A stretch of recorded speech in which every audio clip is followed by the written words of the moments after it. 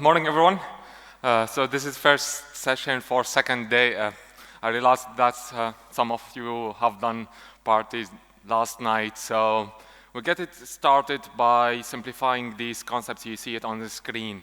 What I wanted today is kind of like give you an overview for stream processing as well as machine learning in real time. So the idea for this talk is get you going, so it doesn't matter what is your background, what you're working on, whether you are Java developer or, I don't know, data scientist or ML ops.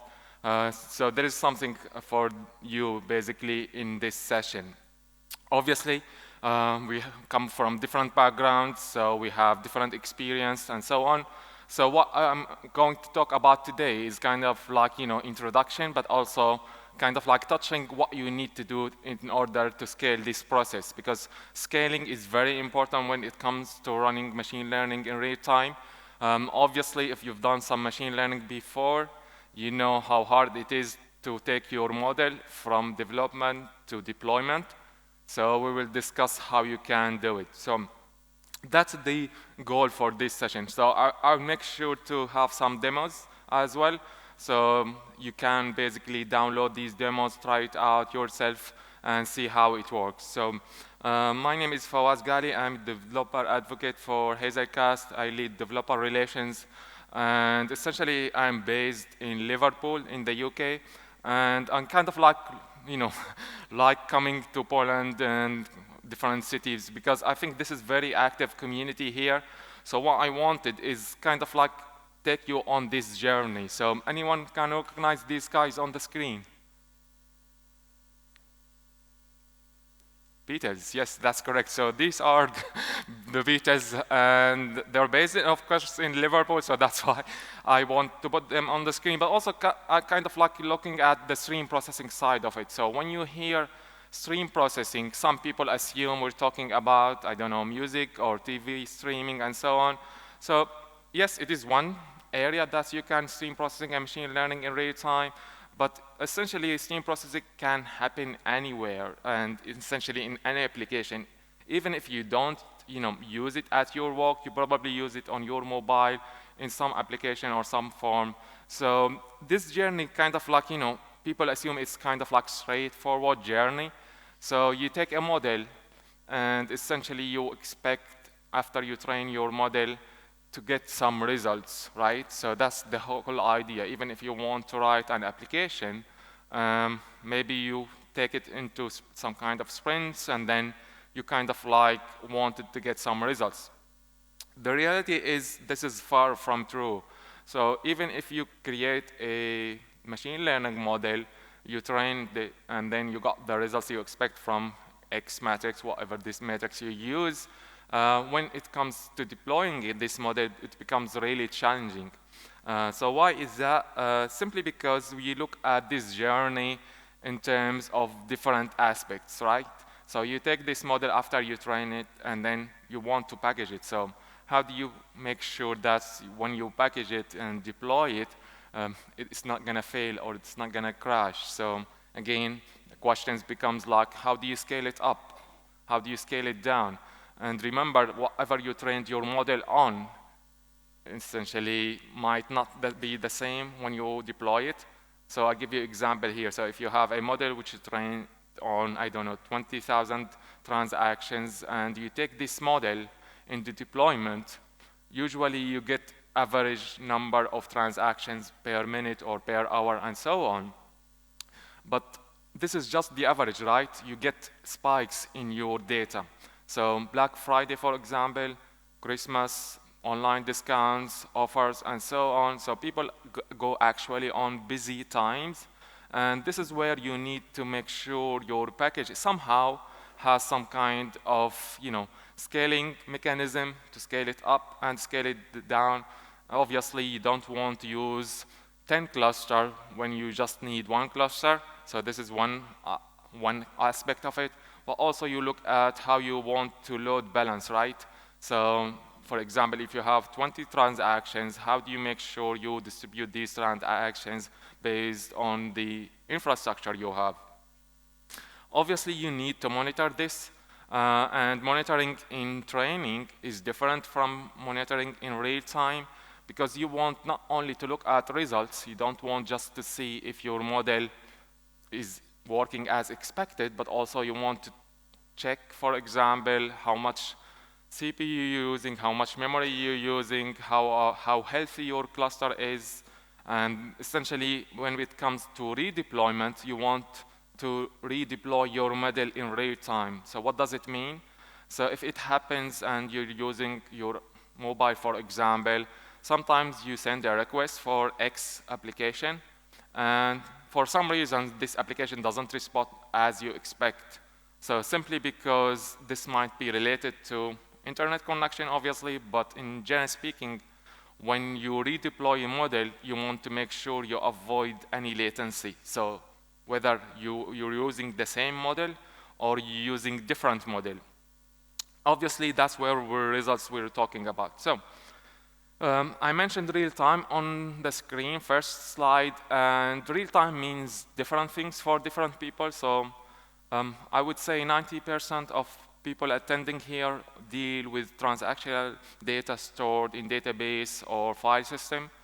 Maybe 10% work with real-time data. So real-time means you actually have data coming in this very moment. And essentially, you see it everywhere, right? So if I ask now how long it takes for an eye to blink, for example, any guesses? Less or more than 1 second? Would you say?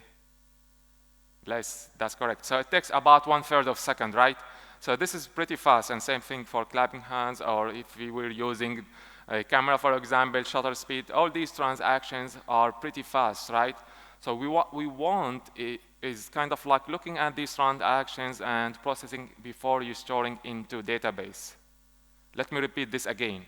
What we want here is the ultimate goal is to process these events before you store it into database. And this is very crucial, right? Because this is where real-time comes into place. And now you might be wondering, okay, what kind of the application that requires this type of mechanism? Essentially, you see it everywhere. So in your bank, for example, you use it on online payments, fraud detections, for example, you use it for smart devices. If we have sensors in this room or GPS car, watch or smart cars outside, they use some kind of real time. So I'm not going to mention companies, but essentially you have so many applications running on your mobile which uses real time. So these aspects here.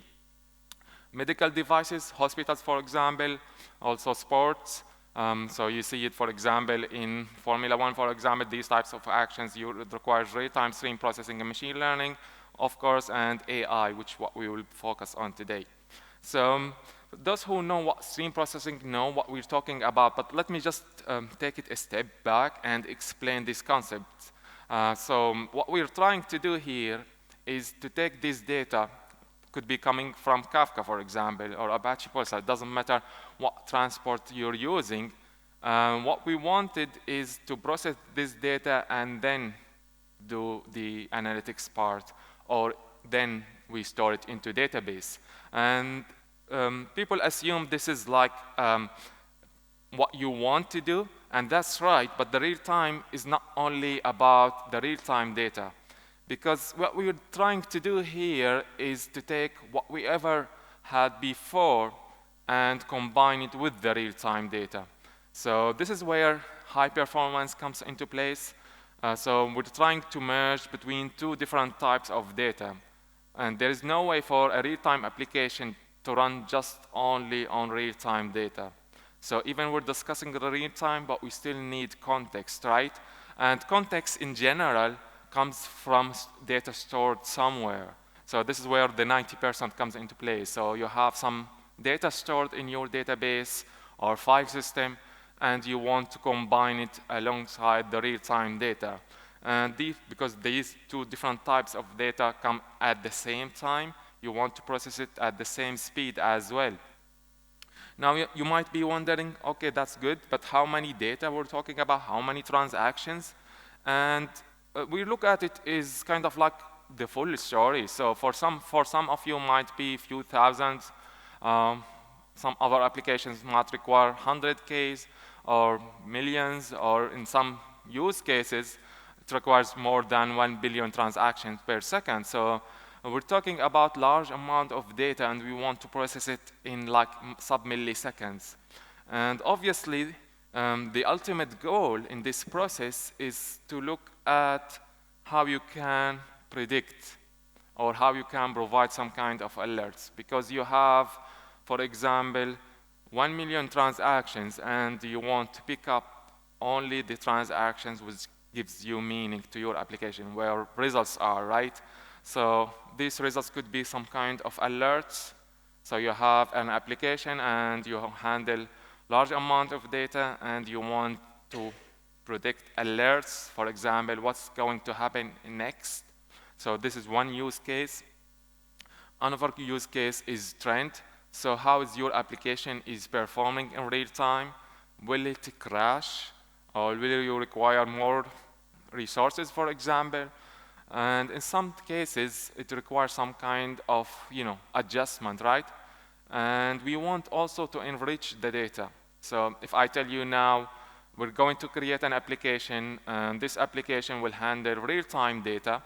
So let's just say we're trying to measure how many people attending this conference here. So you try to write an application for it, and if you're using, for example, Kafka to measure people signing in, so this is good, right? You know how many people are attending this session, and maybe yesterday and so on, but you don't know these numbers. What does it mean if 100 people are attending this session?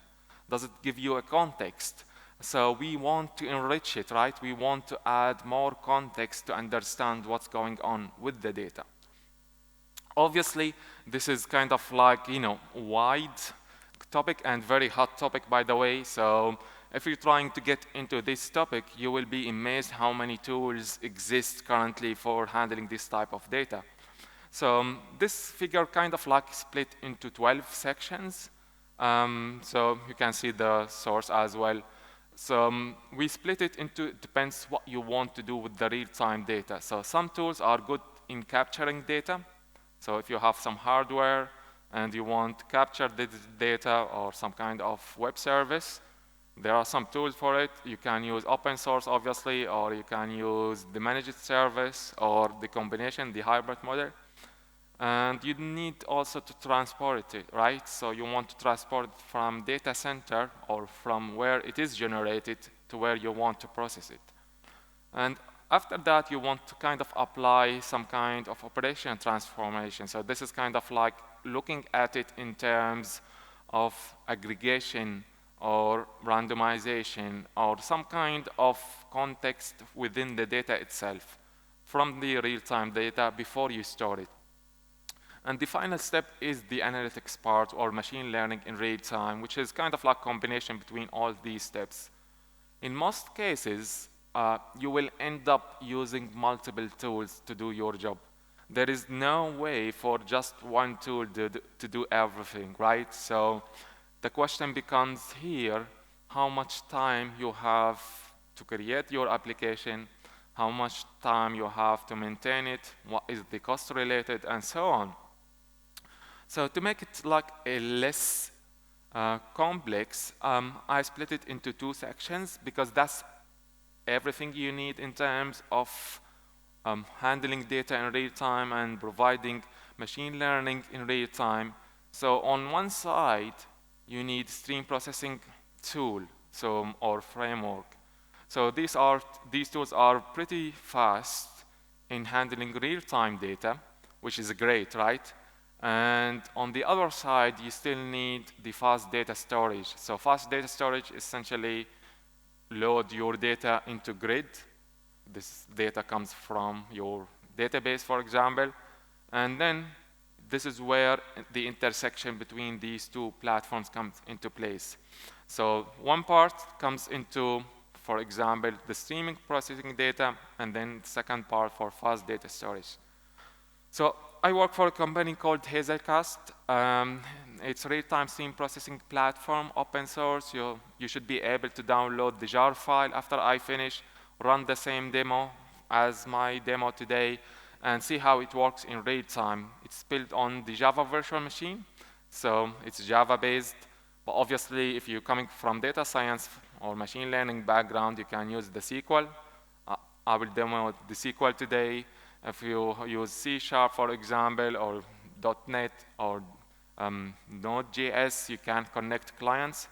And you want to import your data from multiple sources, right? This is very important to understand.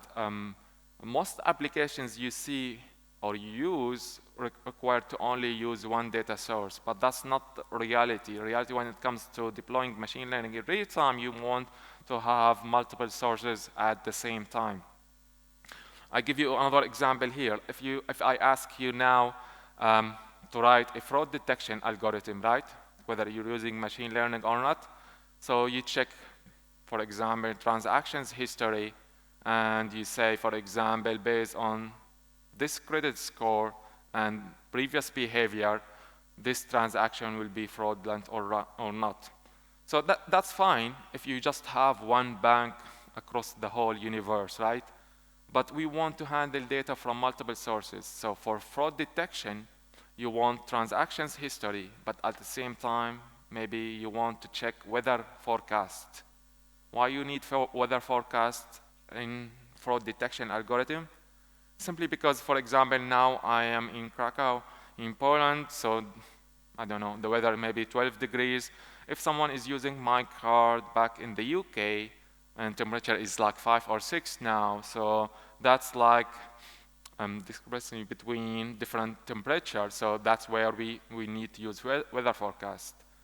Another example would be GBA coordinates as well. So GPS coordinates can tell me if this person who is using this card exists in the same location or not. So you need to handle data from multiple sources. And once you have the data imported, so you can do the stream processing part of this journey. As I mentioned, you still need to access data stored somewhere. So that's where the fast data storage or fast data management comes into place. And then the platform should allow you to do this stream processing, as I will show you today. Obviously, then you can export it or send it to some kind of sync. So maybe you send it back to Kafka, or you send it to WebSocket, or maybe you send it to message queue, and so on. Now, if I ask you to have the same application that you're working on and create different outputs, so say, for example, you have web service or a microservice, and I ask you to send your data to Kafka, for example, you might need some time, right? So you need to add time to this process in order to actually do the stream processing, and different outputs require to add different time. And this is where you try to save time and save maintenance costs as well. So how does it work in real time? So imagine we have Kafka topic. So I'm using today a demo for pizza delivery. So it could be any domain, or it could be any subject. So these orders are coming into my application, right? And these are coming from Kafka in real time. So what I need is to import into the platform and then run the machine learning algorithm or model. Keep in mind, maybe 99% of all machine learning online on your mobile, if you're not using or working with machine learning, use multiple models at the same time. So it's not only one single model, it could be quite a few actually. And they also switch back or switch on and off between various models. So this kind of connection, you see it on the screen, allows you to run multiple models at the same time. Once you do the multiple machine learning models, and then you can sync it. So you can send it back to Kafka or log message or database. Now, obviously, you need to have infrastructure. So the first step to create this application, to use some macroservice structure. I'm not going into details for microservices here. Essentially, you split your code into multiple sections, and then these multiple sections handle data from multiple topics in Kafka or multiple models from machine learning. The idea is to minimize latency because that's where key success is. So you want to minimize latency as much as possible. Even if you don't care about time, your end users care about it. So obviously, when we connect it to the historical data, we need to have this integrated into the same setup. So in here, you see we are using the same structure as before, but what we're changing is kind of like adding the context to it. So remember, orders, for example, for pizza delivery, don't make any sense. What does it mean if you receive 10 orders or 100 orders? Is there a difference between, apart from the number and, it's 10 times more? What do you need basically to understand why this jump or why this spike from 10 to 100 orders? So that's why we try to provide context into the machine learning model. Those who work in machine learning know that you can use Python for it. So it's kind of like looking at this into Python infrastructure. So this is where you can create your model, but the programming language isn't important at this stage. Why it's not important? Because simply you can use, I don't know, based rules, so you don't need to use machine learning, or you can use SQL to do it, or you can use Rust, so there are so many ways that you can develop your machine learning model, train it, and deploy it. So on the screen, what you see is your Python code. So we'll just assume we're using Python, but it doesn't have to be. And you run your machine learning model on Python virtual machine, obviously. I will show you how you can deploy it. But essentially, you have different inputs. You ingest data from multiple sources. And this should allow you to have multiple models.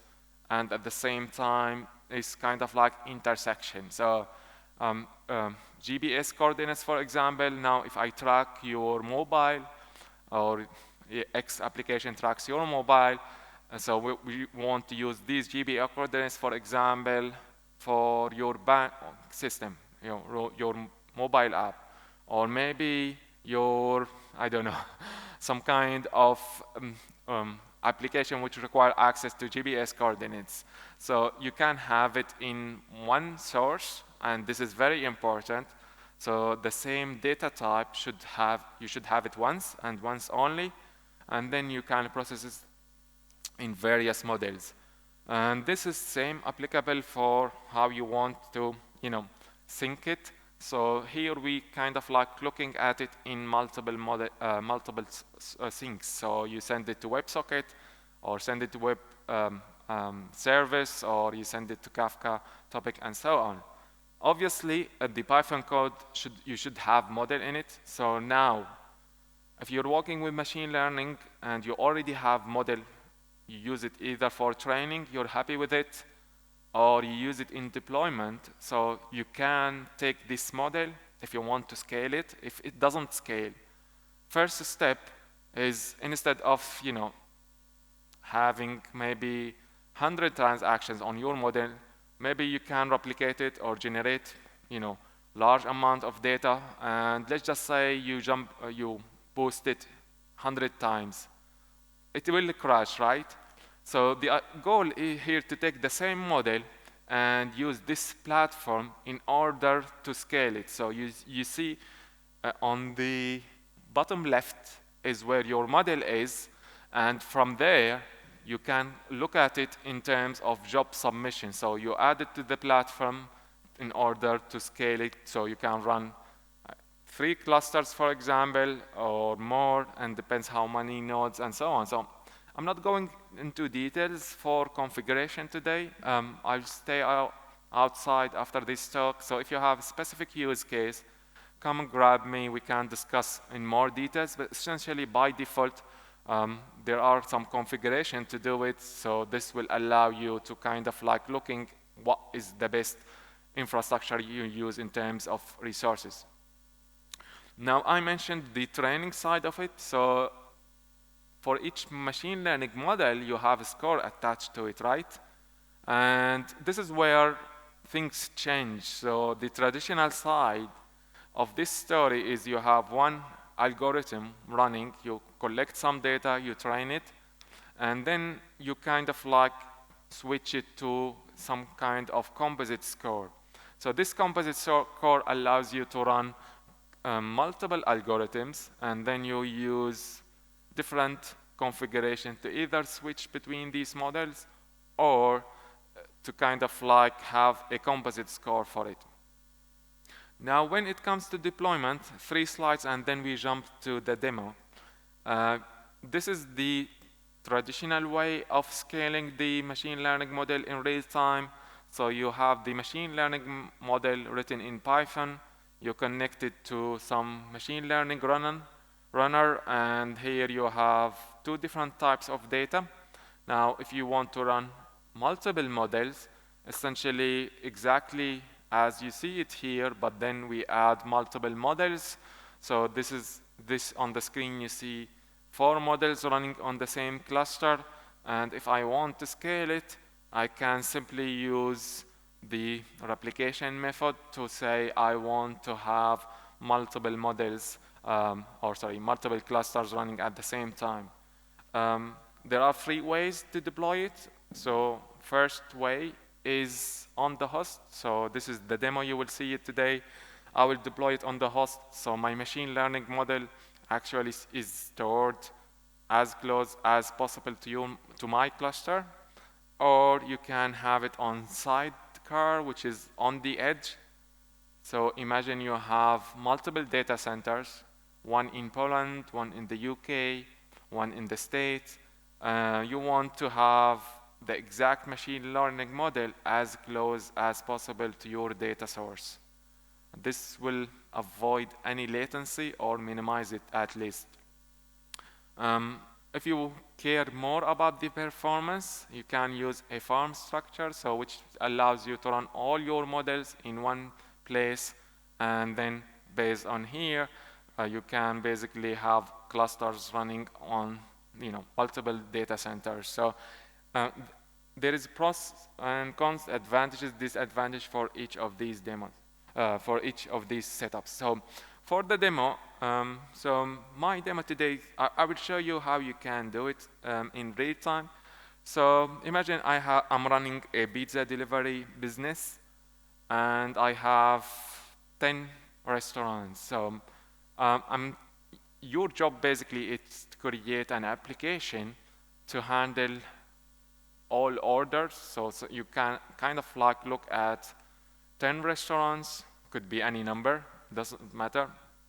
And at the same time, remember you're receiving orders in real time. But again, if you remember from previous slides, these orders don't make any sense by the number itself. So there is no difference between 100 orders from 10 restaurants or 1,000 orders from the same number of restaurants. So we want to understand the context for this type of application. So first step here is just to explain the setup, and then we jump into the implementation. So in order to run it, what we want is to run Hazelcast. So you can run Hazelcast locally, as I will show you, or you can deploy it on AWS or GCP or Azure, for example. And from there, you can define how many nodes you want to have in your cluster. Because I'm using the SQL, so I'm using the SQL command. And of course, I need some source for my data. So the source in this case comes in from Kafka. Raise your hand if you used Kafka before, just to... Who uses Kafka or heard of Kafka? Right, so that's good. So Kafka allows you to transport your data or events from the source to your application. And in this process, when you use Kafka, you need to run Zookeeper for it. So this will manage your topics, and then you need the server to run the processing on top or transportation on top. Obviously, you know, you need to use some kind of data transport. I'm using Kafka, but it doesn't have to be Kafka. It could be Apache Parser or Kinesis and so on. So there are so many ways to do it. And on here, what we want is to get the context in real time. We want to understand not only how many orders we're receiving, but also why this is happening. Of course, we need to apply some kind of enrichment into our orders to understand what's going on here. So to explain the demo, you see here simple setup. Obviously, there are some components in this setup. So my data is coming from Kafka. These are orders in real time. I'm simply specifying the order, quantity, and the price. And once I ingest this data into my platform, in some cases, you store it directly into your database, and then you do some kind of data analytics on it. But we're saying you don't need to use this way, because this, obviously, you need input-output time added to your application, so we want to process it before we store it into database. And in order to get this context, we need to access data stored somewhere. Could be stored in file system, could be stored in memory, and so on. So for the pizza order delivery application, what I want is kind of like looking at the toppings. So everyone has favorites, for example, for toppings. And if I'm receiving orders from restaurant 1, for example, which has, I don't know, mushrooms, for example, or sausages on as toppings, or pineapple, and so on, I want to predict this to the customer. I want the customer to know, first, this is like most common use case, which he or she doesn't know about. And second, we can also check our stock. So we can basically predict if we're running out of stock for this topping or not. And by the way, this doesn't come from the orders. Orders simply how many orders, price, attach, maybe some address details, and so on. So we take these two different parts of the data, and then we actually do the enrichment. So the enrichment is kind of like, providing these type of alerts, or, for example, recommendations for the pizza restaurant, and so on. So let's just jump quickly. Let me just ask, any question about the setup here? I will take question towards the end, but any question before? Okay, so let's just jump quickly for the demo and see how it works. Hopefully it doesn't crash, which is what happens if you try. So from here, what we will do is kind of like look at the data. So I will show you first of all the Java code for it. So hopefully you can read the screen. So the first thing is, this is Java code. Obviously you don't need to use Java. So you can use any programming language I mentioned before. If you're using Java, you probably end up using some kind of POM file or Gradle file to do this configuration. So you add libraries into your application. And from here, you can see I'm just adding 2 dependencies to my application.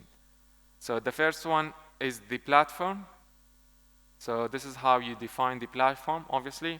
And on here, this is the jet engine or the stream processing. So what I'm saying, I want to do this real-time stream processing and machine learning in my application. So my application has 2 classes. So the first class is generating the orders. So in real life, there is no difference between what you see on the screen and actual orders. So you should be able to run it not only with this type of applications, but any use case. So again, if you have a specific use case, come speak to me afterwards. I can explain how you do it. So in here, I'm defining a topic. So this is where events will go through, and I'm defining Kafka producer. So in here, I'm just adding number. So this is basically where the orders are coming from, and the string. So this is the actual number for it, and then I'm simply doing the count on here, and this producer will have records. So I have the topic name, which is pizza, and then the count, how many orders I'm sending, and obviously this is the actual string that I wanted. Now I'm doing sleep here, which is 20 milliseconds. So someone, I've given this demo a couple of days ago, and someone mentioned why you have the sleep inside your code. Simply, if I take it out, there is, I just want you to actually see the output. So I just want to delay it a little bit so you can see what's going on. And the main class where we do the stream processing. So in here, you can see, again, I'm just importing the classes I need to use. I'm adding a data format and my pipeline. So in your case, your pipeline should have the same structure, but obviously with your code. So this is where you can use. So if you use Java Lambda, you understand this code. If not, again, I will explain afterwards. So in here, I'm reading from the Kafka source. Of course, I'm specifying the topic I want to read from. And then what I'm doing is I'm defining a window. And this is very important. That's the difference between real-time data and batch data. So batch data stored in your database has start and end, right? So now if I ask you how many records you have in your database, you can come up with the number. Yeah, you can find out this number. So you can say, I have 100 transactions or 100 records in my database. But if I ask you the same thing, how many messages you have in your Kafka topic, you can't actually answer this because it has a start, it doesn't have end. So essentially, if you want to have a start and end on your real-time data, you need to define window. There are different types of windows. So there is a sliding window, which essentially is a sliding. So you define how many elements you want to have and by how many you want to slide it. So here I'm specifying how many I want. So you have window size and then the sliding size. So imagine you have like a queue, and then you take this window as sliding. And I'm doing just aggregation, right? So this is without adding context. So what you see on the screen for this application is only the real-time stream processing. So this is kind of like I'm running this business delivery for pizzas. I'm just simply counting how many. In the background, which I hope you can see, if not, let me do this. So essentially, this is the Zookeeper. I'm running Kafka on my machine. Of course, you can run Kafka on the cloud. And then I'm running the Kafka server here. So currently, I have Kafka running on my machine, but in your case, if you want, you can run it on the cloud. So this is not important. So let's just run it, sorry, not Zoom. So let's just running it quickly here. So first is just to send this order. So you see here, I'm running it here. So you can see now I start generating the Kafka orders for pizza. So I'm publishing these orders. I'm sending it to Kafka topic called pizza. And then on the other side, if I want to process it, of course, when I run it here, now you can start to see how many orders I'm receiving per second. So obviously, because I'm applying window, so it's changing over time. And also I have the sleep 20 milliseconds in my application. So this will add some delay to my application. So now I start to do some kind of stream processing. So that's good. So this is, we can simply stop here and say that's the main topic. And that's what most companies are trying to do, actually, is just trying to analyze data in real time. So if we say, let's just stop here and we finish this presentation, you might have just half of the story. What does it mean, actually? What does it mean you're receiving 10 orders per second? Does it tell you anything? Like, for example, 5, 4, 4, 3, 6, and so on. So processing the data in real time is just one part of the story. It's not giving you any details what's going on. Why it's not giving you any details? Because you're not enriching the data. You're not adding context to your data. And we want to say, for example, I want to understand this 10 or 4 or whatever number. What are the toppings, for example? How can I provide better user experience or predict or, for example, provide some kind of recommendations in real time? If you have some kind of, I don't know, I don't want to name companies, but if you're running some, definitely you're running, but it depends which application you're using. If you run some kind of mobile application which require real-time data, every time you start this application, you get like a list of recommendations, right? For example, if you have some kind of food delivery, you get restaurant 1, 2, 3. So do you want to order from here or here? If you use some kind of taxi on your mobile, again, you get some kind of recommendations. So this kind of like context, they check basically different types. So now we have this data running. Let's just enrich it. So what I'm going to do is go back here and tell you what we did is just this part here. So we have the data, we import it, and we did some windowing on my data, and then I did some kind of aggregation. Now I want to take it a step further. I want not only to process the data in real time, but provide the machine learning. So it could be prediction, could be recommendations, it could be anything, any use case in machine learning. In my case, I'm using toppings as example. So if I go back here, let's just move this part here and explain this part. So here, I'm running Hazelcast.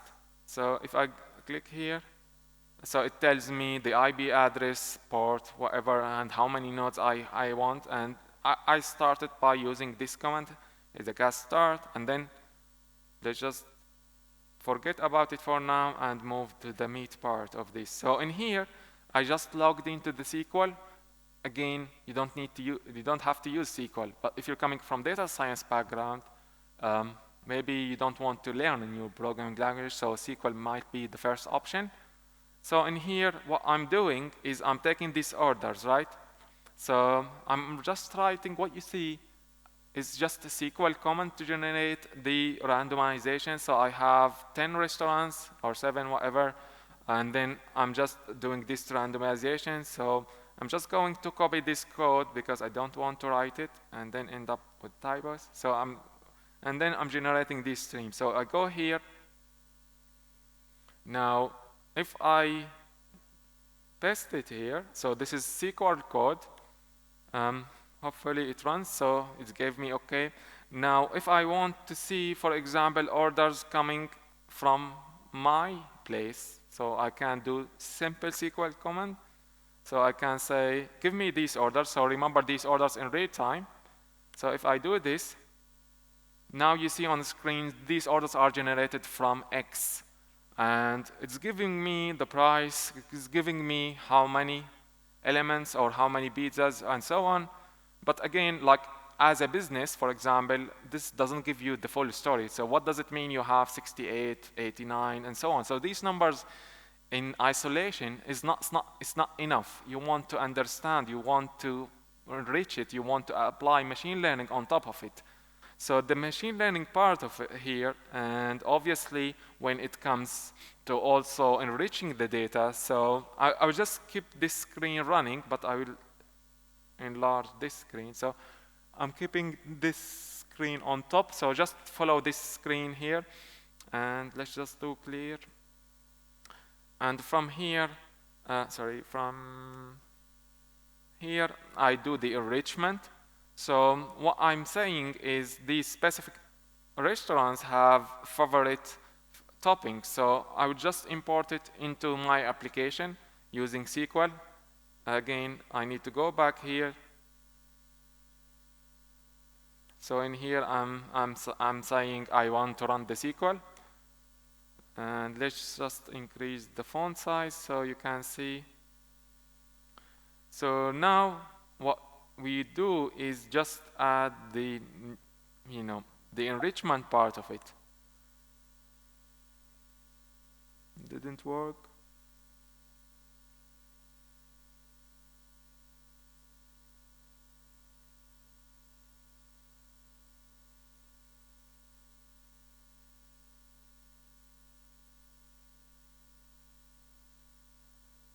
Let's try it again.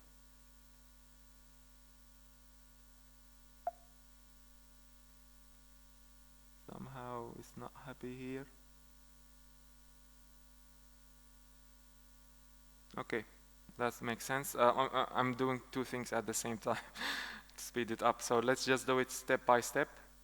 So first step is just to create this map. So this is in memory. Now it is okay. Now I'm just adding more data into it.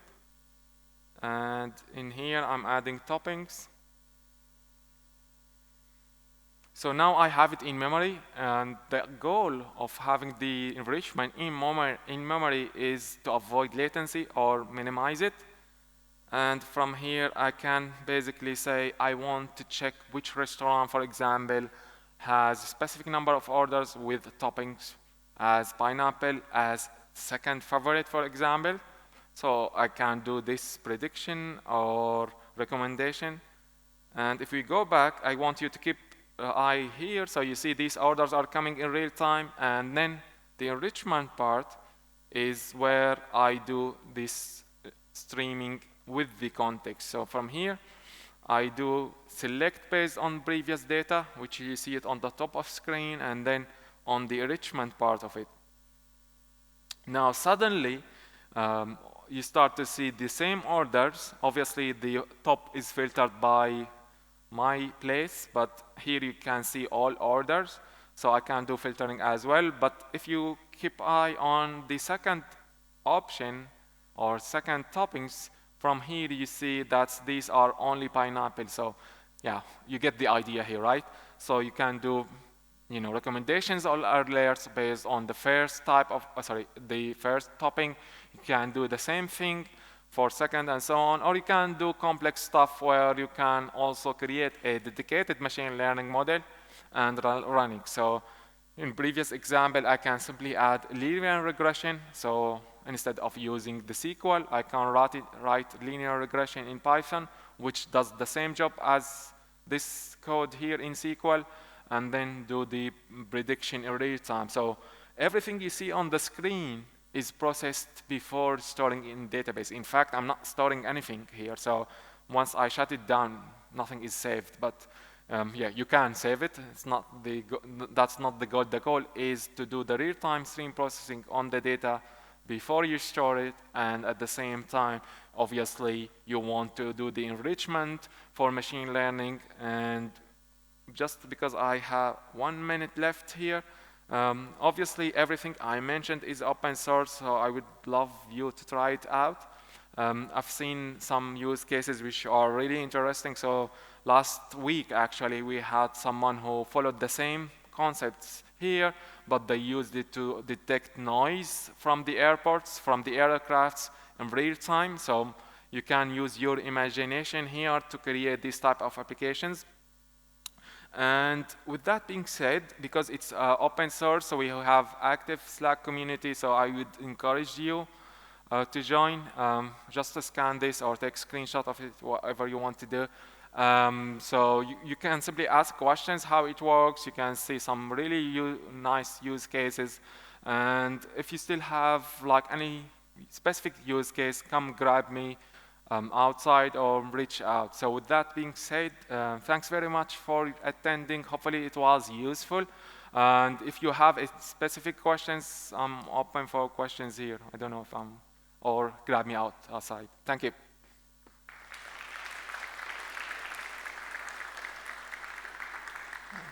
Do we have time for questions here? Any questions?